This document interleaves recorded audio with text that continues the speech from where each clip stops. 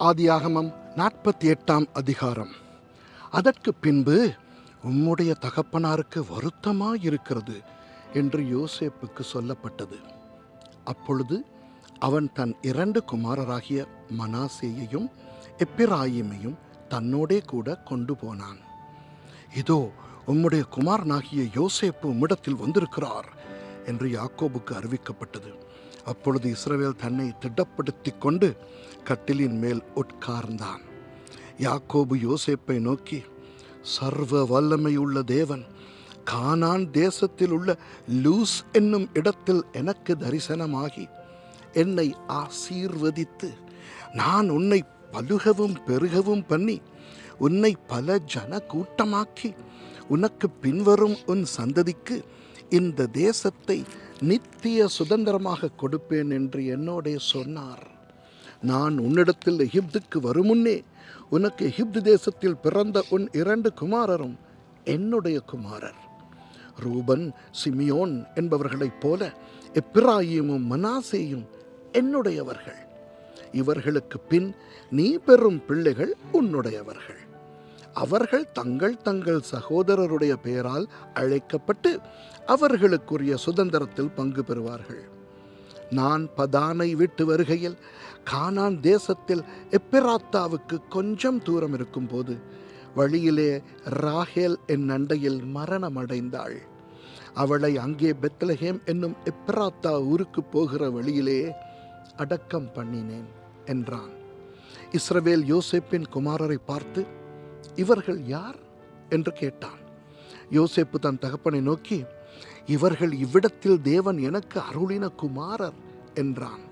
அப்பொழுது அவன், நான் அவர்களை ஆசீர்வதிக்கும்படி அவர்களை என் கிட்ட கொண்டு வா என்றான். முதிர் வயதினால் இஸ்ரவேலின் கண்கள் மங்கலாயிருந்தபடியினால் அவன் நன்றாய் பார்க்க கூடாதிருந்தது. அவர்களை அவன் அண்டையிலே சேர பண்ணினான். அப்பொழுது அவன் அவர்களை முத்தம் செய்து அணைத்து கொண்டான். இஸ்ரவேல் யோசேப்பை நோக்கி, உன் முகத்தை காண்பேன் என்று நான் நினைக்கவில்லை. ஆனாலும் இதோ உன் சந்ததியையும் காணும்படி தேவன் எனக்கு அருள் செய்தார் என்றான். அப்பொழுது அவனுடைய முழங்கால்கள் நடுவே இருந்த பிள்ளைகளை யோசேப்பு பின்னிட பண்ணி அவனுடைய முகத்துக்கு முன்பாக தரை மட்டும் குனிந்து வணங்கினான். பின்பு யோசேப்பு அவ்விருவரையும் கொண்டு வந்து எப்பிராயிமை தன் வலது கையினாலே இஸ்ரவேலின் இடது கைக்கு நேராகவும் மனாசேயை தன் இடது கையினாலே இஸ்ரவேலின் வலது கைக்கு நேராகவும் விட்டான்.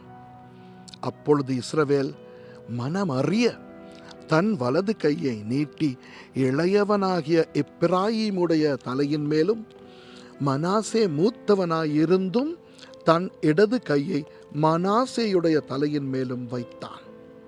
அவன் யோசேப்பை ஆசீர்வதித்து, என் பிதாக்களாகிய ஆபிரகாமும் ஈசாக்கும் வழிபட்டு வணங்கிய தேவனும் நான் பிறந்த நாள் முதல் இந்நாள் வரைக்கும் என்னை ஆதரித்து வந்த தேவனும் எல்லா தீமைக்கும் நீங்களாக்கி என்னை மீட்ட தூதனுமானவர் இந்த பிள்ளைகளை ஆசீர்வதிப்பாராக.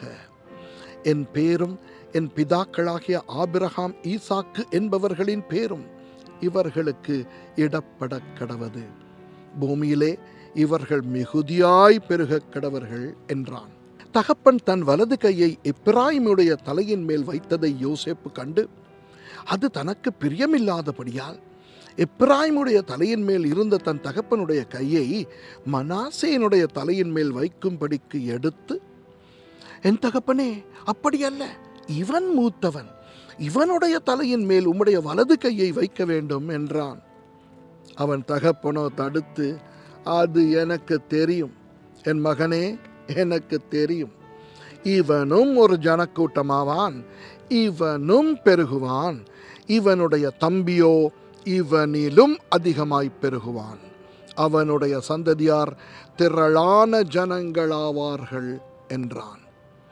இவ்விதமாக அவன் அன்றை தினம் அவர்களை ஆசீர்வதித்து, தேவன் உன்னை எப்பிராயிமை போலவும் மனாசேயைப் போலவும் ஆக்குவாராக என்று இஸ்ரவேலர் உன்னை முன்னிட்டு வாழ்த்துவார்கள் என்று சொல்லி எப்பிராயிமை மனாசேக்கு முன்னே வைத்தான். பின்பு இஸ்ரவேல் யோசேப்பை நோக்கி, இதோ நான் மரணமடையப் போகிறேன். தேவன் உங்களோடே இருப்பார்.